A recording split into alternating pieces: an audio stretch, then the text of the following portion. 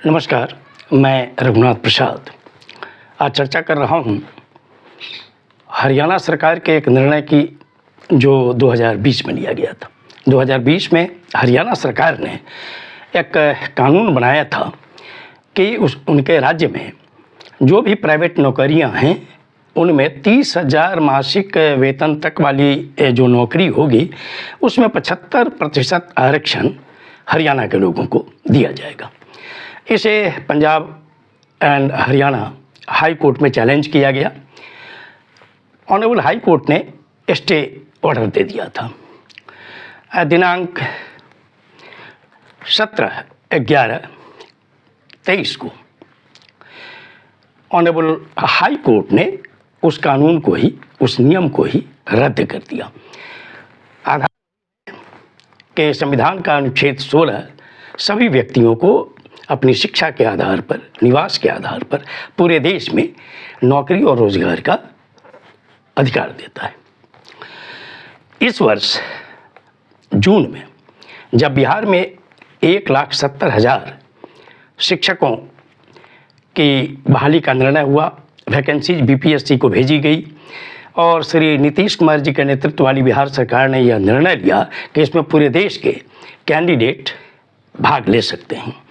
तो भारतीय जनता पार्टी, हिंदुस्तानी अवाम मोर्चा, लोक जनशक्ति पार्टी के दोनों घटकों ने इसका विरोध किया। उन लोगों का ये कहना था कि ये बिहार के कैंडिडेट्स के साथ इनजस्टिस।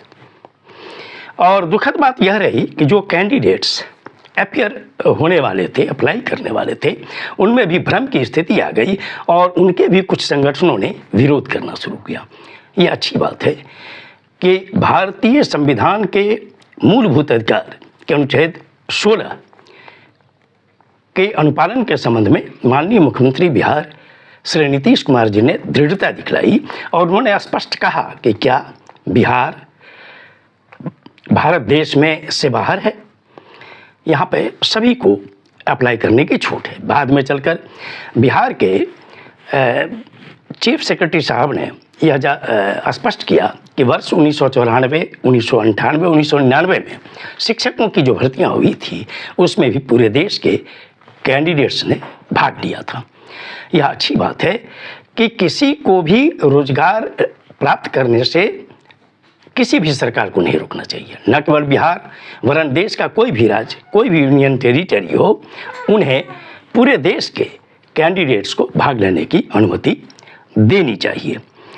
अब मैं यहाँ पे कहना चाहूँगा कि जब जून में बिहार की विपक्षी पार्टियों ने हंगामा किया तो उनको अब ये देखना चाहिए कि जो honourable high court Chandigarh, Punjab एवं हरियाणा का आदेश आया है, रद्द हुआ है।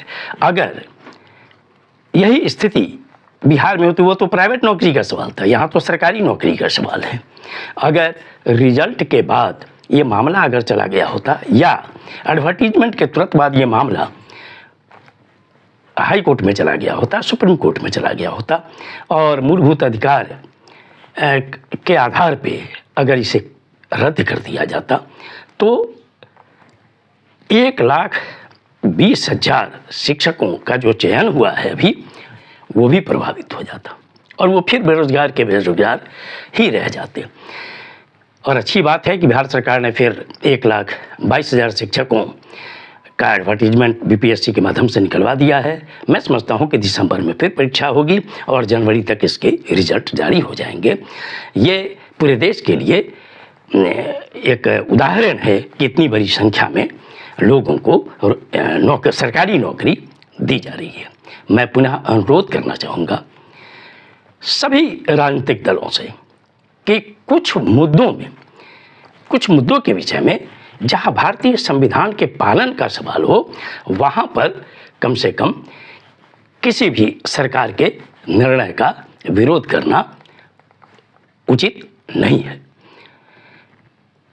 जो लोग पढ़ते हैं, चाहे देश के किसी कोने के हों, उनको, हमारे बिहार के भी जो बच्चे हैं, उनको भी पूरे देश के पब्लिक सर्विस कमीशंस में स्टाफ सिलेक्शन कमीशंस के जरिए जो वैकेंसी जाती है उसमें भी भाग लेने की छूट होनी चाहिए। और कोई राज्य सरकार अगर इस पर रोक लगाती है तो निश्चित तौर पर उसे जुडिशियल रिव्यू फेस करने की नौबत आ सकती है। और कैंडिडेट्स चूँकि सब सजग हैं, वे लोग निश्चित तौर पर हर जुडिशरी का दरवाज़ा खटखटाने से बाज नहीं आएंगे।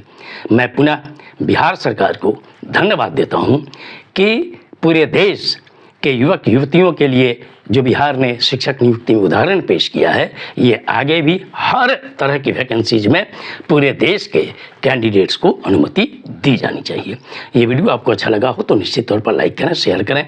अब तक मेरे चैनल को आपने सब्सक्राइब नहीं किया तो सब्सक्राइब करें, बेल आइकन को बस टच करें ताकि मेरे हर आने वाले वीडियो का नोटिफिकेशन आपको तुरंत मिल जाए। आप सभी लोगों के लिए शुभकामनाएं। धन्यवाद। जय हिंद।